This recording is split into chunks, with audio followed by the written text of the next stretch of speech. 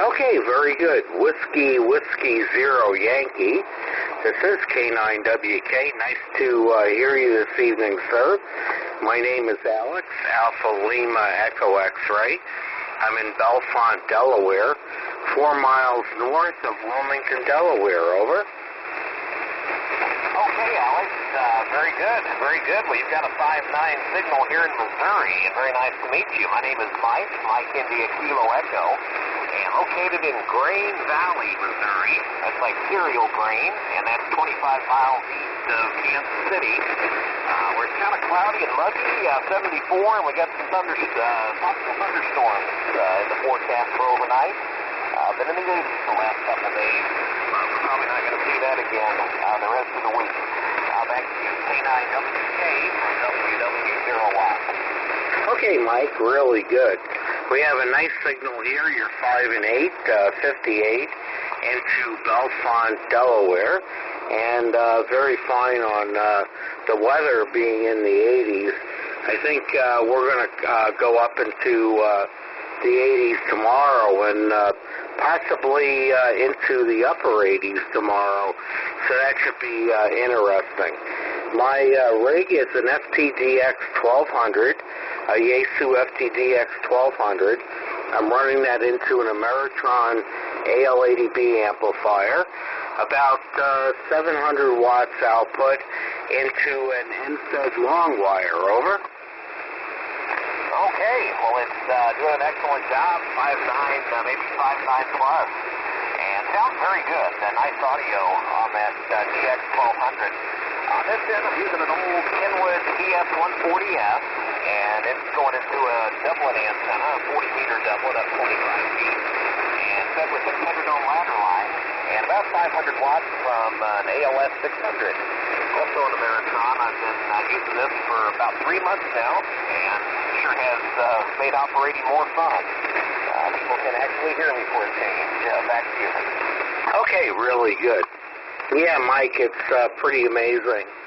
Sometimes what a difference an amplifier will make, at least in terms of making contacts. And I certainly do like to hear the station that I'm talking to. So everything is working great for you. A TS140S into the ladder line fed doublet is doing a great job. So and nice to hear a station from the other side of the Mississippi River. I don't hear too many of those. So you got a great signal. Over. Well, glad to hear that. Yeah, I don't seem to work up into the Northeast as often as I'd like. And lately I've been working some stations out in the West a little bit more often than I had been the last few years. Part of that, I guess, is the amplifier, but the main conditions, are improving. They're changing a little bit. I know as it gets later in the evening, I seem to hear more stations from, Utah, California, Oregon, and, places out that way. And don't think it's quite as in good a shape as last night. It seems to be improving. I do have, it sounds like lightning noise. I'm not hearing any thunder or anything yet, but I imagine there are thunderstorms, probably 400 or 500 miles away, or if not closer, out in Kansas and stuff. They were, forecasting some stronger storms for that part of the country, but by the time all the cold front comes in tonight, probably be overnight, and probably get some thunder out of it, but I don't think we're going to get any real strong storms. I think with the heat of the day off, probably won't have the energy for that. So it's really amazing. We've been in the low 80s last 2 days. Just last week, I think it was Thursday morning, I got up, it was 25 degrees. It was snowing the day before that, and after I mowed the lawn twice this year. And I was still running the heat on Saturday, and then actually ran the air conditioner a little bit last couple of days. And probably won't need that again for a while. Looks like we're going to be in the 60s, low 70s about the next week or so, which is good. Be glad to open the windows and do that for a few weeks if possible. Back to you. Okay, really good, Mike. and very good on everything, and solid copy all the way. In fact, your signal has peaked up pretty close to S9, so that's a great signal to hear from Missouri this evening. So you're doing a good job with your radio and antenna, and the audio sounds just fantastic. That's all I can say. So good to hear you coming in so well this evening, and just wanted to get out here, see if I could make a few contacts. I do hear some static crashes in the background, so there must be some unsettled weather somewhere, and I am picking that up. The static crashes are maybe an S3, possibly peaking up to an S5. So I'm sure the weather is kind of unsettled. And that doublet antenna you have, several ladder line, of course, that's the best way that you can feed an antenna. There's no question about that, because pretty much you have zero losses going up, at least line losses, up to the antenna. So it's absolutely working great. Over. Yeah, that's why I switched over to ladder line and bought the doublet. I didn't build this one. I got it from a company called TrueLadderline.com. And they've been around for a while. I'm the third or fourth owner. I believe it started maybe in the 80s or 90s. And first guy went silent C, and then the guy that took over from there also went silent C. And it was actually shut down for a while. And then somebody else brought it back, and they make them in Oklahoma. But yeah, I tell you what, for the price and everything, when I compared it to some of like the ground-mounted verticals that supposed to work all bands and everything, it was actually a lot cheaper just to go this route, and certainly a lot easier. Didn't have to assemble anything. Just get it hung up the trees, or however. I've actually got a telescopic pole to get it up about 25 feet, and I've been considering the 50-foot pole. It would certainly help with DX and everything.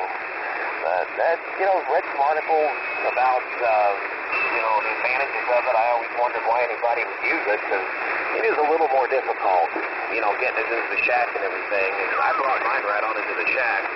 I've got an old Eastkit SA2060 Alpha tuner here, and you definitely need a pretty good tuner to make them work, but I already have that, so it's been nice. And if God forbid the high band should ever open up again, I'll be able to really enjoy the multi-band ability that it affords. And when I first started using it back 2008 or something like that, high band's still in good shape. I was just for fun taking it all the way down to about 25 watts and calling CQ, and it was working pretty well.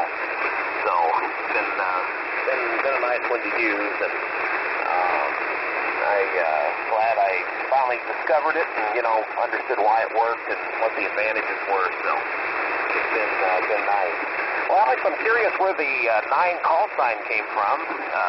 Vanity program, it doesn't necessarily have to come from anywhere, but wonder if you were from the upper Midwest here. K9WK from WW0Y. Okay, very good, Mike. Whiskey 0 Yankee from K9WK.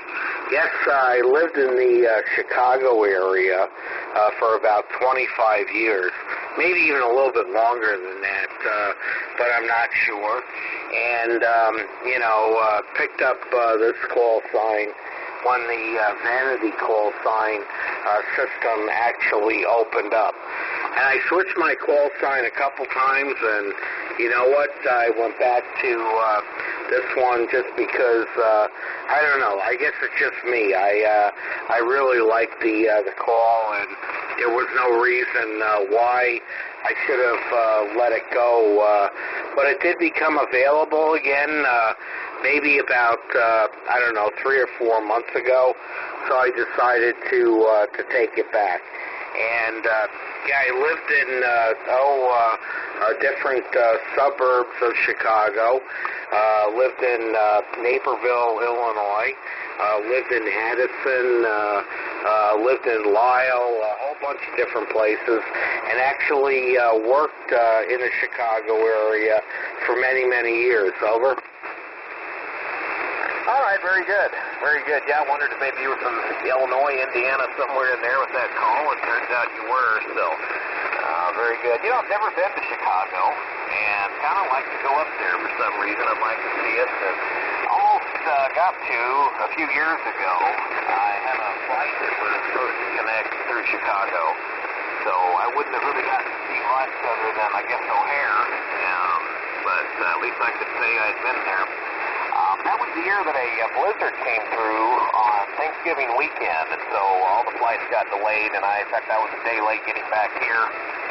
Caused all kinds of travel headaches. You know, getting a blizzard in Kansas City is actually pretty rare. Doesn't happen too often, but to even get a big snowstorm in November is kind of rare. We don't usually get the really big snow until at least December. But that year over Thanksgiving weekend, the blizzard came through here, and then it went to Chicago as well. And but Chicago's probably a little more used to that kind of thing than we are. But anyway, maybe one of these days I'll get up there and get to see that. Some of those cities that I've never been to, you know, I don't think I'd want to live in New York City, but I think I'd kind of like to go visit. I'd like to see it. You know, I've been seeing it on TV my whole life. You know, really no place else like it in the world, and you kind of need to at least once go see it and experience it. One of my brothers did some field service work up there quite a few years ago now, and he talked about riding the subway and, you know, all the things he did, and got the full New York experience. And he actually said he thought the people there were actually kind of friendly. He was actually kind of impressed with it, so not what you normally hear, though. Back to you. Okay, really good, Mike. And, yeah, I lived in New York, too, for some time, also about 25 years. And I'll tell you what, I wouldn't go back there for anything in the world. It's just my personal opinion, and it is an interesting place, let's put it that way. And yeah, if you go there on a trip, you can have a lot of fun, that's for sure. But certainly wouldn't want to move back, not with the tax situation and everything else that's going on in that state. So I can understand why you would want to go there.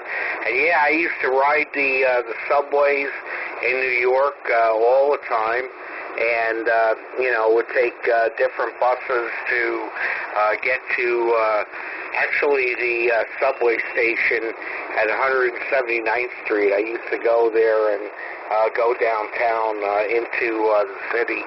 And it is an interesting place, but I don't think it's conducive to older people like myself actually living there, because, you know, the tax situation is kind of out of control. So that's all I can say about that. But, you know, New York is a great, fun place to visit.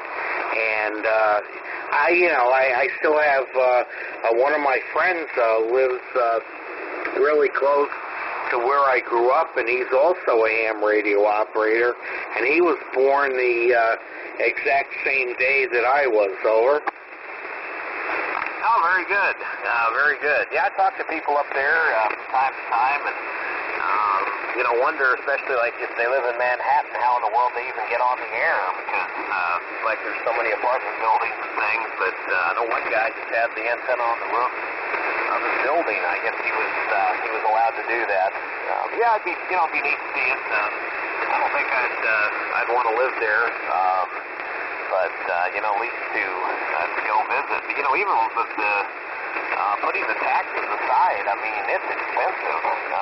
Around, you know, Manhattan, I mean, I think $4,000 or $5,000 a month for rent on, you know, 300 or 400 square feet is not uncommon. And that's, I don't know how people afford that, what kind of money they're making. That's, I couldn't even come close to paying that.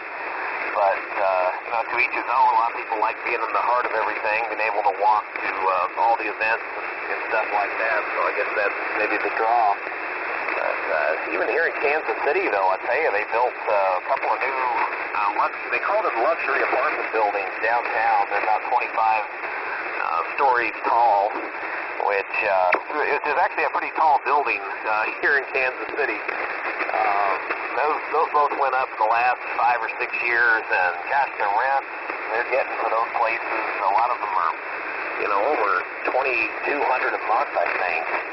And, they call them luxury, but, I mean, okay, they have indoor plumbing and central heating and air and a washer and dryer. I mean, I had all that in my cheaper apartment years ago. But people want to live downtown, so, to each his own, but I don't know where these young people are working, what their jobs are that they're making that kind of money, because I feel like I do pretty well, but I'd be hurting if I was, paying $2,000 a month in rent. Yeah, really good. And I think, a lot of people would be, and I think a lot of people overextend themselves, and they get into those kind of situations, not realizing, how much they're giving up. But, I guess that's the way that it goes. And the last time I remember going through Kansas City was, I think it was Route 55 out of Illinois when I moved into California. I moved to Riverside, California, and I remember going through, I think it was 55 to 40 or 45, I forget what the route was, but, actually seeing the, going through Kansas City, which was probably the first time in my life that I ever went through there. Over. Well, if you took 55 to 70, came over, you went right through Grain Valley here, and 55, I used to live right off that. It goes all the way down through southern or southeast Missouri. And, if you came through Kansas City, you would have probably come across 70. There is a Highway 40, but I don't know if you would have taken that all the way across the state. I don't know that it goes, all the way across. Maybe many years ago it did. I'm not sure. So, I can't imagine what kind of a long drive that would be, driving all the way from there to California. Another place that's really expensive to live, but at least the weather's beautiful. Oh, absolutely. And, I did live there for about 4 or 5 years. Actually, I worked in Marina del Rey, California. Went there and basically picked all my stuff up, put it in the car, and drove out west. And I'll tell you, I did it in like 2 days and went through Death Valley and everything else. It was a real interesting ride. Let's put it that way. And went through the Cajon Pass in California, and then wound up on Route 10, which brought me into the L.A. area. But, I've lived a few places, and you know what? If you want to see my whole story, you can go to www.k9wk.net. That's whiskey, kilowatt 9, whiskey kilo.net, and you can see everything on there. Over. All right, very good. I'll probably check that out here next day or two. Don't have the computer here in the shack. It's in another room, and it's not even booted up at the moment. So usually I'll kind of look everybody up before I enter them into the computer log. And I just keep the paper log here in the shack. So one of these days I'm going to have to do something about the operating position here. It's actually just in my living room. And so I've got a small desk. It's actually the same desk that I was doing my homework on back in 7th grade. And I still have it. Just enough room here for the tuner and the radio, my J38 key, and the logbook. And I've got the amplifier sitting on a box here right now. So really cramped working conditions. It'd be nice to have get the internet in here so I could, or at least get the computer in so I could look people up on the computer log. It's possible we worked many years ago, but I won't find out until later on. K9WK from WW01. Okay, very good, Mike. Yeah, and who knows? I don't have any old logs over here. In fact, I'm very lax at keeping logs. I just like to rag chew with people, just have some fun, and that's pretty much the way I operate the station here. But I'll tell you what, your signal is holding up good. I can tell you that the band probably isn't in really good shape this evening, so I want to congratulate you on the fact that there's been pretty much no dropouts, no major changes in the signal where you actually went down below the noise or anything like that. So whatever you're doing over there, you're doing a good job. Over. All right, I appreciate that. Yeah, it's been about the same here. You've been between about 5.9 and 5 over the entire time, and it's held up pretty well. Last night, about 7 o'clock local time, I briefly had a QSO with a guy in New Jersey, and I was able to get his name in QCH, and that was just about it. It was a real tough copy. And then an hour or so later, I worked a guy up in Endicott, New York, and he had a good signal the whole way. We had a pretty good long QSO, and really talked to him for a while. So you could kind of see the band going longer as it got darker outside. The way you kind of expected to. But then on the other hand, last week I talked to somebody who had some really short skip.